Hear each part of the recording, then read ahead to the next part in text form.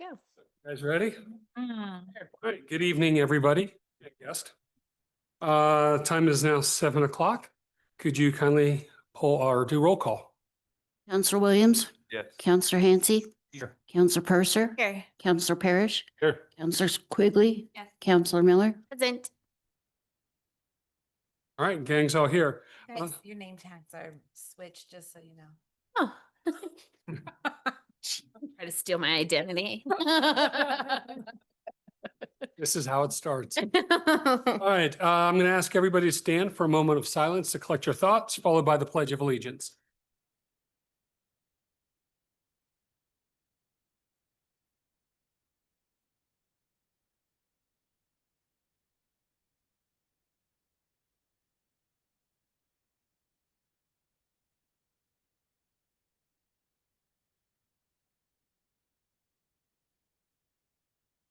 Thank you. I pledge allegiance To the flag of the United States of America and to the republic for which it stands, one nation, under God, indivisible, with liberty and justice for all.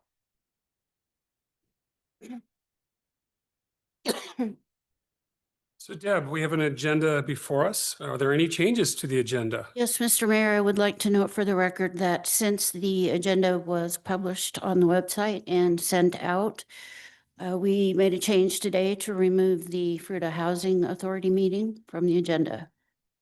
So we will take, And the agendas that are up here have been updated. okay, thank you. All right, and then I would like to add two things to the consent agenda, which is I would like to nominate Gavin Brook for the Arts and Culture Board and reappoint Johanna von Waveren. I don't know if I'm saying that correctly. I apologize, for the FTAC Board. So I'd like to put those on the consent. All right. With that, we have the updated agenda. We have no proclamations and presentations, which takes us into public participation and consent agenda. This portion of our meeting is set aside for City Council to listen to comments from the public about items not on tonight's agenda or items that appear on the consent agenda. Consent agenda items are those for which all conditions or requirements have already been met, and they are typically approved with a single motion without separate discussion. We welcome and value your input to help maintain a welcoming, respectful, and productive environment. We ask that there be no clapping, cheering, booing, jeering, or sign holding. This helps ensure that everyone, regardless of their viewpoints, feels comfortable sharing their thoughts. Each speaker will have 3 minutes, and we ask that you begin by stating your full name and address for the record. If you have materials that you'd like to share with council, please hand them to our city clerk, Deb Woods, so that they can be entered in the public record and distributed appropriately. Please note that we will not respond during this portion of the meeting, but please know that we are listening, and we appreciate your taking the time to participate in this very important process. Mr. Mayor, we didn't approve our, we need to back up. Okay. I moved to approve our amended agenda. Thank you. Can't. All right. Any other comments how I skipped that? All right. Counselor Williams, Yes. Counselor Hancy, Yes. Counselor Purser, Yes. Counselor Parrish, Yes. Counselor Quigley, Counselor Miller. Motion passes 6-0. Thank you very much for keeping me on track. All right. With that, is there anybody that would like to come up and speak on either something on the consent agenda or something, an item not on the agenda? That was a quick 3 minutes. Is the microphone on today? Hopefully. We good? Hi. Hi, Council. Tessa Bynum, 255 North Ash Street. Not gonna lie. So I just want to make some comments on resolution 2532. On the letter the mayor is going to sign. I just want to make sure that we are all paying attention to the fact that just because we are allowing ADUs into the city of Fruita doesn't mean that they are all going to be houses for people to live in, because the majority of houses that are ADUs are used for short-term rentals. And so just because you're allowing them to be put into Fruita, I think there should be some guard put in place to make sure that they are not just turned into short-term rentals, because that's not giving anybody in Fruita a house to live in. It is giving places for visitors to stay in. So that's all I have for you today. Thanks. Thanks, Tessa. Thank you, Tess. Is there anybody else that would like to come up and speak? All right. Seeing none, so didn't mean to call you out, but there's only two of you here. Hearing none, I'm going to go ahead and close public comment and bring it back to council. Anybody have anything?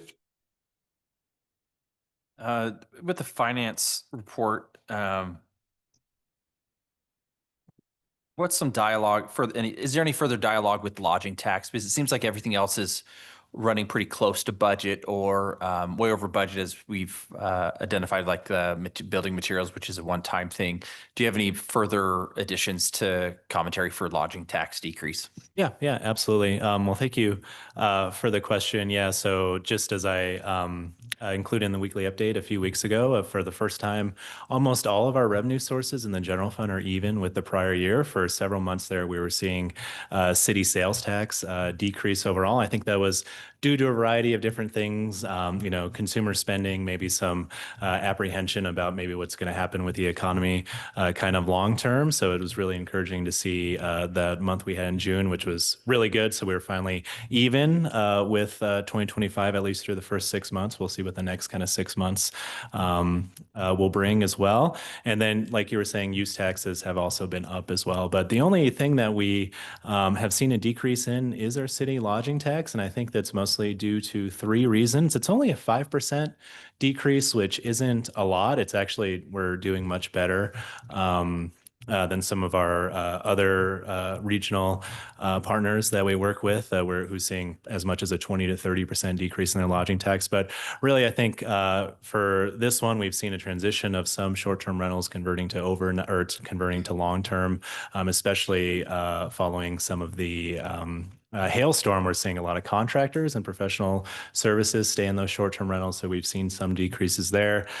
We have been told that travel is down, both international and domestic travel, and that's just not a Fruita thing, but it's also statewide. We've heard that as well. So some of our local businesses has also shared that they haven't seen the international travel that they generally do. And not really quite sure what to make of that. It's just that it's something that they have observed.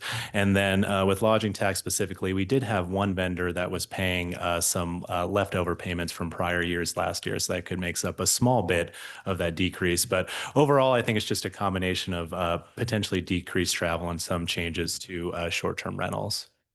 Thank you. Appreciate it. Of course. Yeah. That's a little bit of a segue to my question, which Sure. is the lag between the time of service and the time the city sees it. Yep. So for building materials, I mean, the hailstorm came through June 6th. Yep. I'm assuming by third week of June, people were starting to have stuff Right. work done on their house, and we're going to probably see that Yeah. bubble. Yeah. When will that actually be reported? Yeah, so we're seeing some of that now, but you are right. Some of our sales tax collections we do get on a 2-month. You'll see them 2 months later, and that's why we're reporting on June. But we saw that in June, especially in July. The use tax on building materials is really interesting because the roofs will. That will explain some of it, but we also had 3 fairly large commercial projects at the beginning of this year that almost got us to the budget already. But I think as far as roofs, we already have 300, maybe 350 permits total. And I could ask Henry Hemphill, our planning director, is that the right number, 350? Yeah, so, and probably more to come as well. We've been hearing now, especially as a lot of these replacements are happening and these contractors can't keep up with some of the demand as well, just because there's so many to replace after that hailstorm. So we'll probably see that for the next several months in the financials. So that's like, but the question, that's like a 30-day lag Yeah. between the time the shingles and all that get purchased till it hits our budget. And then lodging, is that a 30 or is that a 60? We usually see everything at least a month after, and then we report it to you after we get those, because they have a 30-day period to pay their taxes, whether it's lodging or sales taxes. It gets paid, and then we see that after that. Yeah, so if they have June sales tax, they have until the end of July to pay that, and we can pull that in August. Okay, Yeah. that makes sense. Yep. Appreciate it. Thank you. Yeah. Anybody else have questions? All right, then I would need a motion. I move to approve the consent agenda as presented with the additions. And any other questions, comments? All right, Deb? Counselor Hansi, Yes. Counselor Purser, Yes. Counselor Parrish, Yes. Counselor Quigley, Counselor Miller, Yes. and Counselor Williams. Yes. Motion passes 6-0. Thank you. I would like to acknowledge Scott Cotton to for his willingness to step up to the Livability Commission to fulfill a term. Also, Gavin for the Arts and Culture Board for his volunteering to serve on that board. And it's truly our boards and commission that really help make Fruita what it is. I wholeheartedly believe that in terms of our outreach to all. I know we can always do more, but it does a tremendous amount. With that, we go to our administrative agenda, asphalt mural. So, Ammon, you are up. I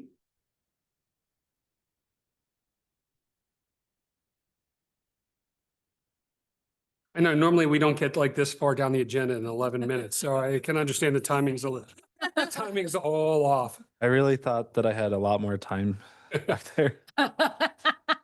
I was like, it's going to take forever.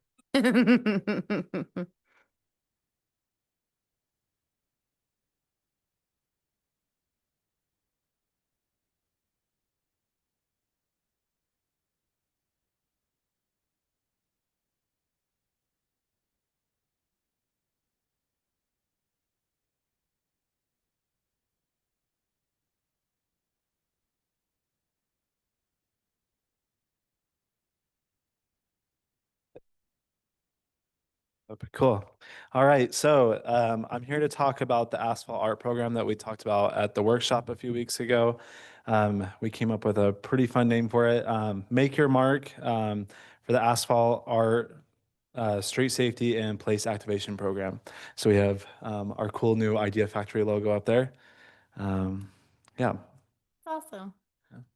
So our goal is to improve traffic safety, create more walkable spaces, and use placemaking to transform asphalt into vibrant public areas, with the community contributing as collaborators in shaping these spaces.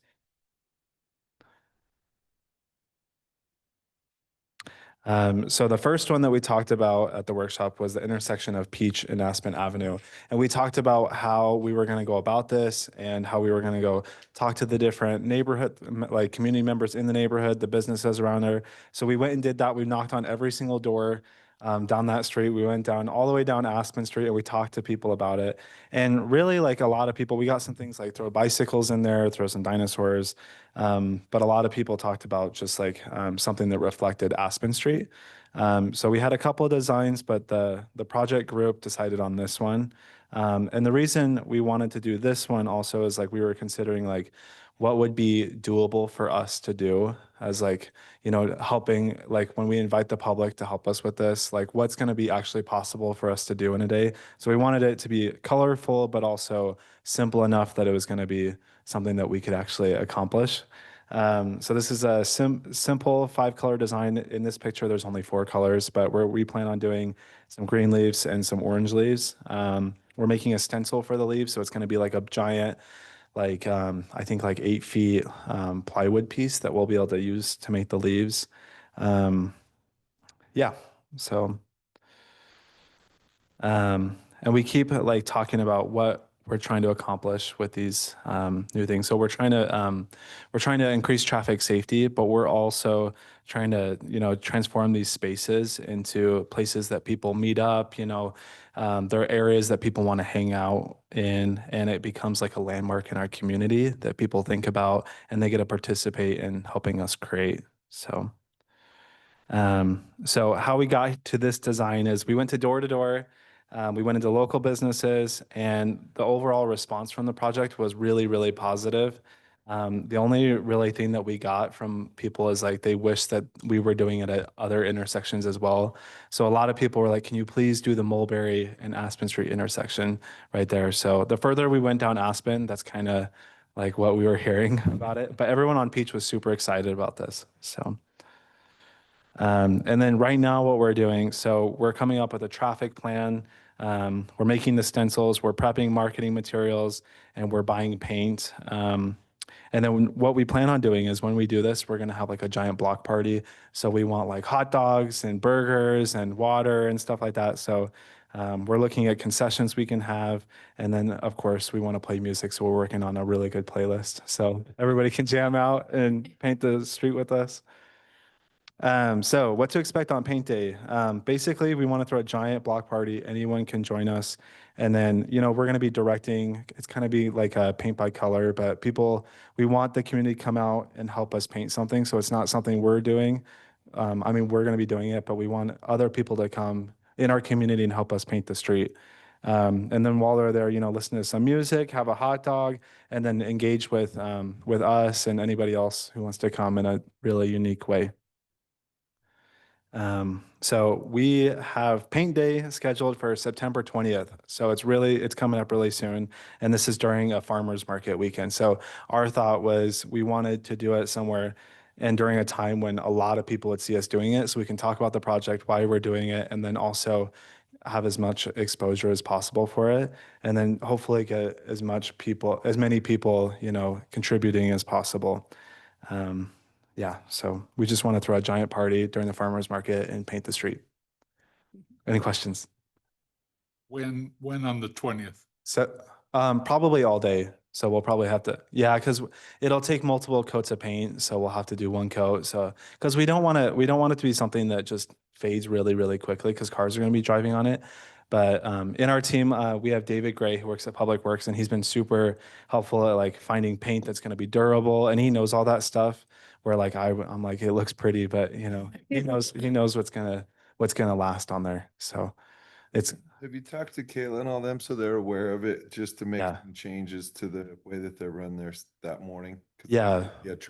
little bit of traffic issues, right? Yeah. So I'm meeting with Kayla tomorrow to talk about that. But so we're still working on the traffic plan for it. But Are there plans to do other intersections like? yeah. So Suggesting Mulberry and Aspen, or like just spacing it out throughout a year? I thought the idea was we'd do this kind of as the experiment, see what the learnings are from that. Yeah. That was my understanding, is kind of figure out what went well, what didn't do well, if it's meeting the goals, and then come back. Yeah. So we have a whole list of awesome intersections that would be really good to help with traffic calming measures. So the reason we chose this one was just because it's one that everyone's going to see right away and they know what the project's about. But there's a whole lot of intersections that probably could use something like this. So How many people's too many people? Is there such a thing, I guess, is what I'm asking. What if you have 300 people? I think that'd be really great. Everybody could do one brush stroke, have a hot dog, and then pass it on to the next person. Yeah. So, Okay. but I imagine that people aren't probably going to want to sit there for hours with us and do it. Maybe they will, but it's kind of like, it'll be a cool experience for people that are going to be downtown already and they see it and we're like, come join us and be a part of making something that's going to last on the street for a really long time. Great. I think it's fantastic. It's so exciting. Any other questions or comments? Nice Can't wait work. for this. Yeah. It'd be fun. Well, you guys got to come help us paint. Yeah. Oh, yeah. Keep us posted I know you said all day, but like starting point. Yeah. Yeah. I just wanted to say one thing.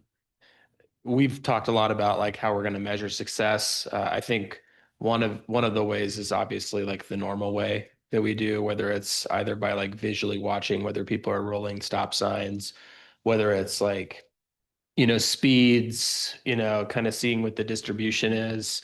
But I think that like as we've kind of continued with this process, we've noticed that there is a lot of empirical evidence that suggests that distractions does like slow people down. So I think we will find some measurable success there. But one of the kind of sort of happy coincidences with this is that we always talk about how do we get that kind of silent majority in Fruita out to interact with others. And I think that, you know, that's also going to be a way that we measure success, because if we bring those folks that typically just commute to Junction, come back to Fruita, don't really come downtown, don't come to the farmer's market, if we add like another amenity, another event, if it brings them down there, I think that's something that we're going to try and figure out how to quantify and measure with this project. It's good for businesses, it's good for community, which is really the point, in addition to safety. And kudos. I mean, kudos. I mean, this is, traffic is, more and more of an issue. And kudos for you and the team for coming up with like out of the box, like, let's try this kind of thinking versus more signage and speed bumps and Fruita. keep way to do it. So thanks. Greatly appreciate. Thank you, guys. I will say that like we have a really good team, and everybody like from different departments knows like something that someone else doesn't. So it's been like an accumulation of different skill sets from a lot of different places, and that's been really helpful. So yeah. Which is another positive outcome. I love that. And I love that we're going to be seeing more of you guys too, like coming up here. That's one of the things I'm really looking forward to, is seeing more faces. Excited to be up here. Thank you. Nice work. Thank you. We do not have any public hearings and action items tonight, so we're going to jump right into the city manager's report.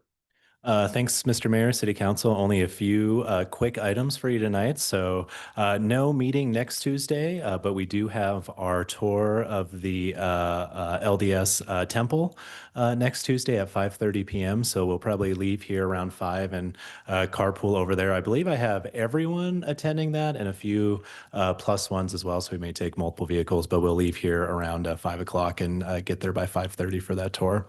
Also next week, we do have the CML fall workshop over in Silt. The deadline to register for that is tomorrow, so we just wanted to see if there was anyone else interested in attending that. It's probably going to be pretty similar to the last one that we attended, the one we hosted here. So probably updates, although I would hope definitely less updates since we just heard a lot of them from some of the regional entities, but also they'll probably talk a lot about the special session and maybe what occurred during the special session, how it impacts the municipalities and counties as well.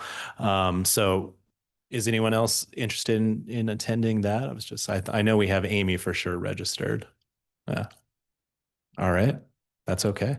And then I know it was a short meeting tonight, but we do have a bit of a long one at our next one. So we have our normal agenda items, but we'll probably also have that Housing Authority meeting as well. So that was pulled because CHAFA, the Colorado Housing Financing Authority, they want their resolution passed. It's that form resolution that was initially in the packet, but it's not really as applicable to our situation. So we're working on updating that and making sure it's kind of the same, and they want that exact verbiage kind of passed. So that's why we put it on there, pulled it. There was some blanks because we knew we were going to have to fill some stuff in after it was passed. But once it's just approved by them and the specific language is approved by them, then we'll probably bring it back.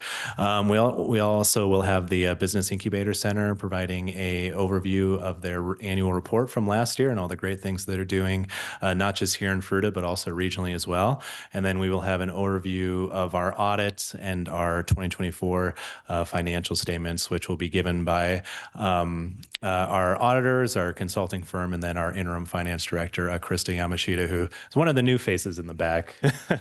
They'll have a few items to present next meeting. So much more full. Yeah, sorry, this one was a tad light, but it's definitely, there will be a lot at that next one and important stuff as well. Really. You don't ever have to apologize when it's light. We have to ask Aaron about that, but. He likes. Wait a second. I'll clarify when it's my turn. Thank you. But next one, all good stuff, but also, happy to see some of those items come through. So that's all I have. Thank you. Thank you. All right. Anybody want to go first on council reports? Let's just let this guy get on out of the way. All right. Report, Aaron. All right, Aaron, what you got, buddy? Fired up.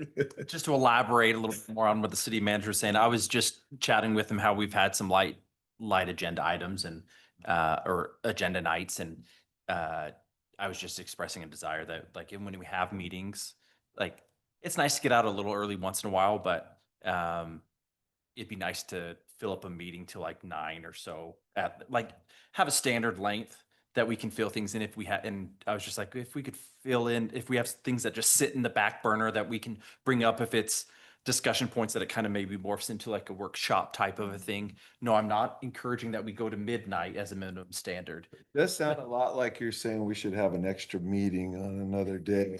That same little lane that you're driving down. Glad you want to hang out with us, Aaron. It's a 6-0 vote for that one while you're not there. For Yeah, that. because I was. It was a full group, No one- but no, it's just, I'm gonna just let Aaron and James go to town because this is worth it. no, we just have a lot going on. And so I was like, oh, we'll be good. But I think talking with Shannon, I don't think we have any potential short meetings for until maybe like next year because budget season, which is wonderful, beautiful. For us, 400-page printed document. It's going to be beautiful. We're taking it down to 250 this year is what we've been told. So Reminder, that was some of the feedback. that Steve Was Award-winning, and but our award Yeah. budget was we need to. Sometimes we don't all win. No.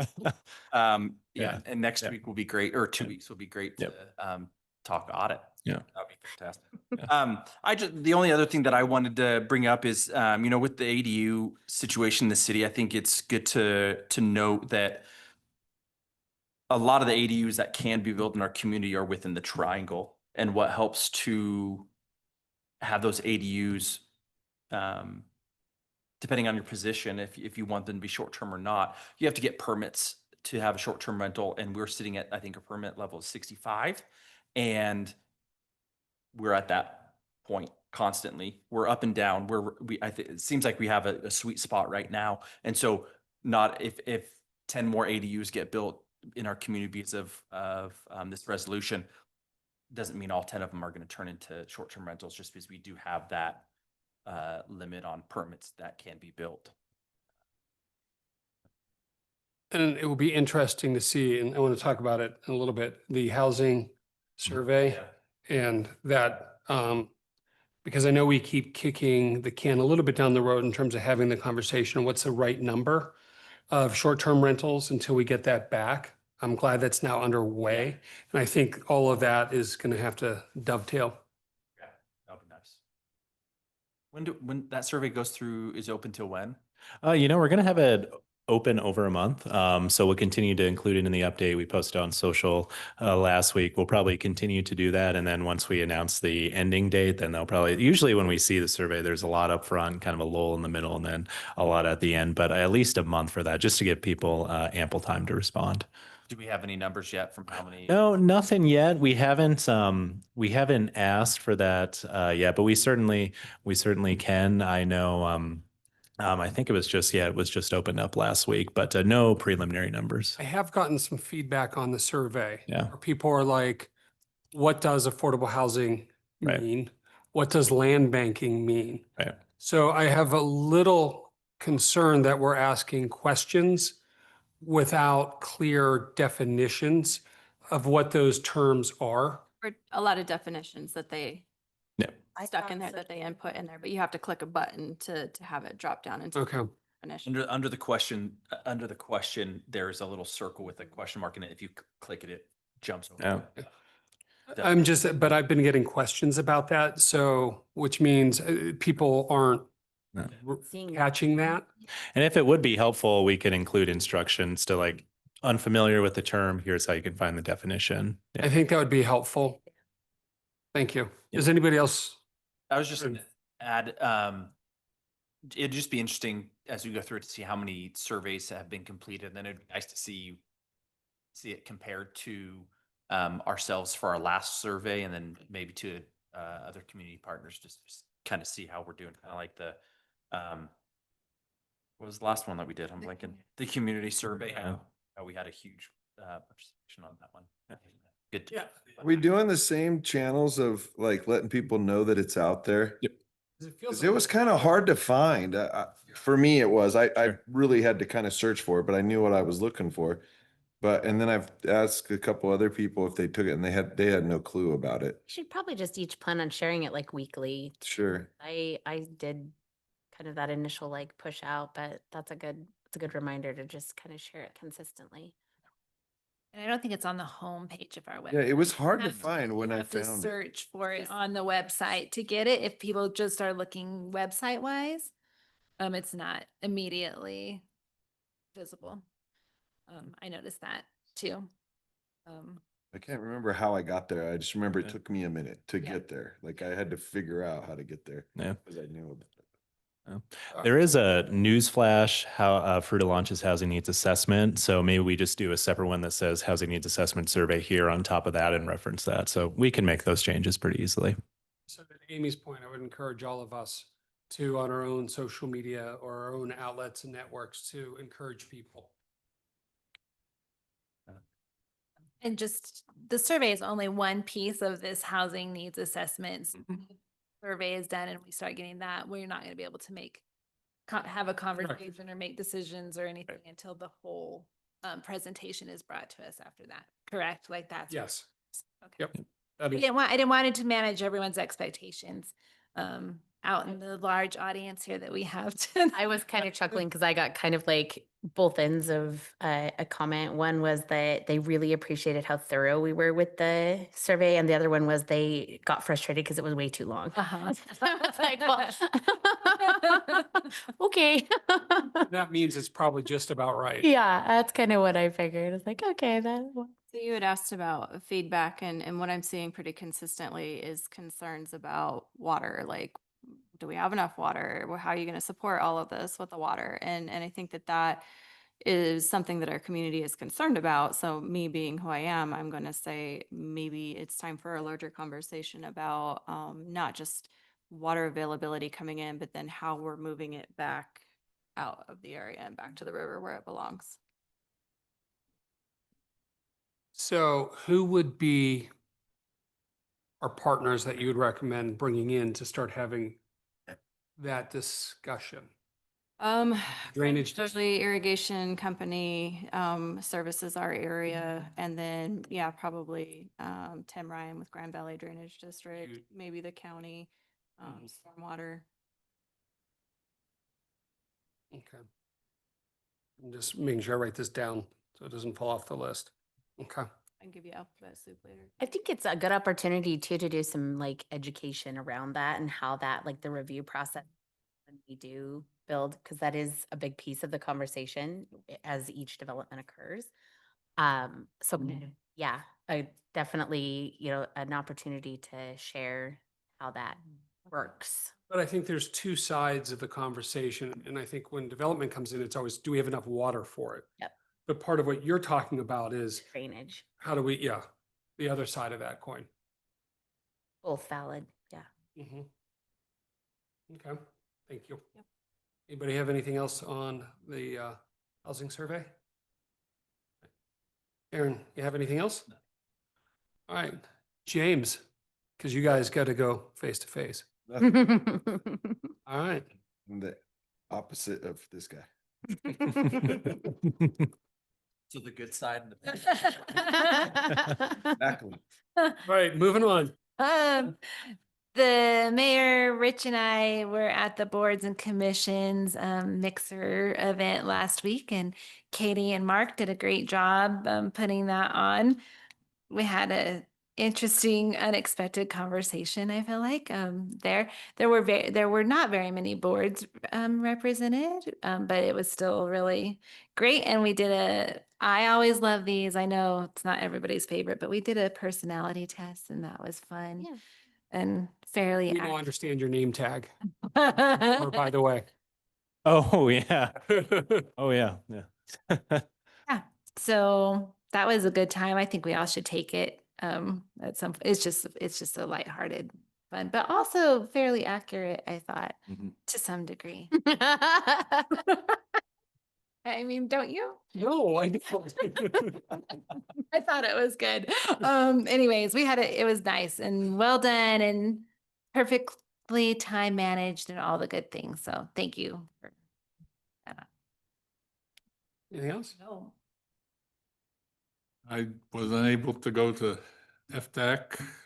Maybe Katie has some update, or Shannon from that meeting you'd like to share. Yeah, yeah, absolutely. Yeah, we heard a update from Barnhart, the city's marketing firm, and I think that went really well. We talked about the 2026 budget and things that they would like to see included in that budget. So we're actually, staff and I are working together on that. We will present that to the FTAC, the recommended budget based upon, their feedback, Barnhart's feedback, but the FTAC's feedback, but also council's feedback that we've heard throughout this year. So that'll be coming pretty soon. And then, yeah, they picked a new chair and vice chair. So Molly Shepherdson from the Museums of Western Colorado is the new chair. And I believe Kelly Griffin is the new vice chair as well. So definitely the September meeting is when they'll be kind of diving into more budget and what to use for the marketing promotion fund next year. One of the things that they're recommending is that downtown kiosk that I know council has talked about. That's one thing that I know we really wanted to purchase back in 2020, 2021, during COVID, because we were seeing a lot of these things, especially electronic ones, pop up around towns, and they looked really cool. But there was some initial kind of sticker shock when we learned the price. But I think we have reserves in that, and maybe our public places fund that's one we'd probably recommend for next year, because it would be a really cool addition to our downtown and can provide helpful information in real time to people visiting and residents as well. So yeah, they'll kind of get a big overview of that of our next meeting. So what will be included in their budget request. Are folks happy with the new firm? Yeah, as far as I'm aware, yeah. With Ciara out, Ammon has actually been the staff liaison to that. I think very happy with the firm. Yeah. Haven't heard otherwise, which is good. No. Yeah.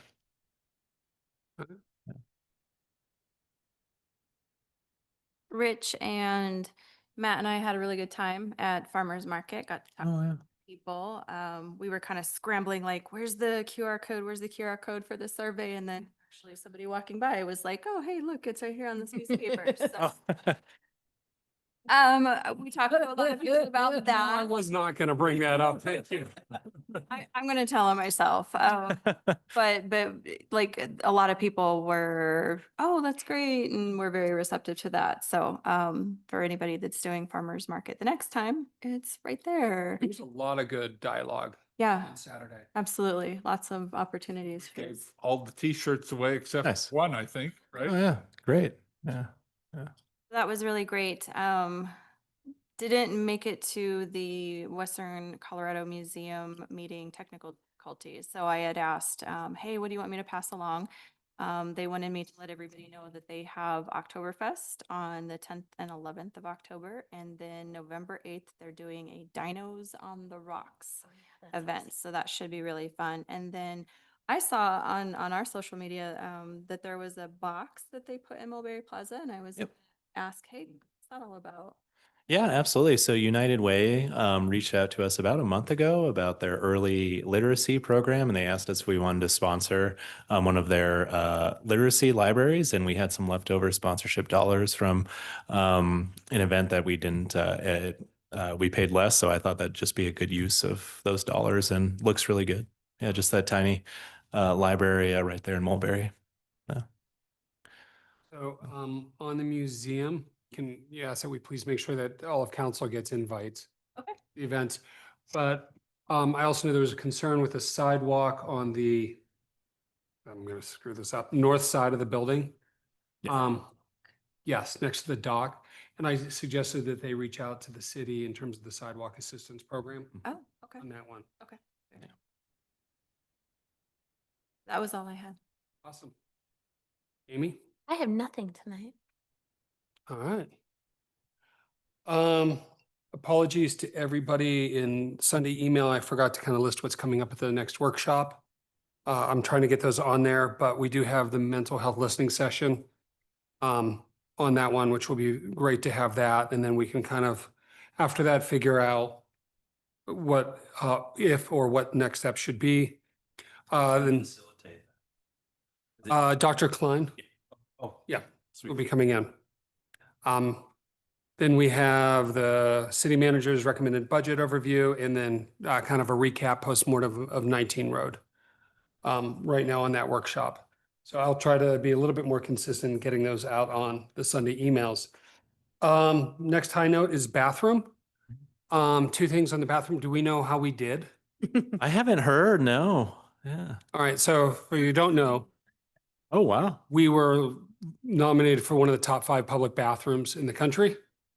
So now, having said that, there's always room for improvement.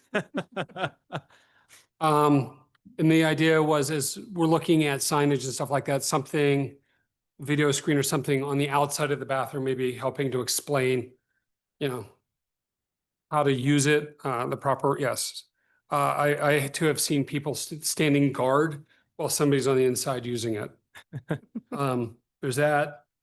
Talk about her, with FTAC, and I know I keep harping on this, is banners.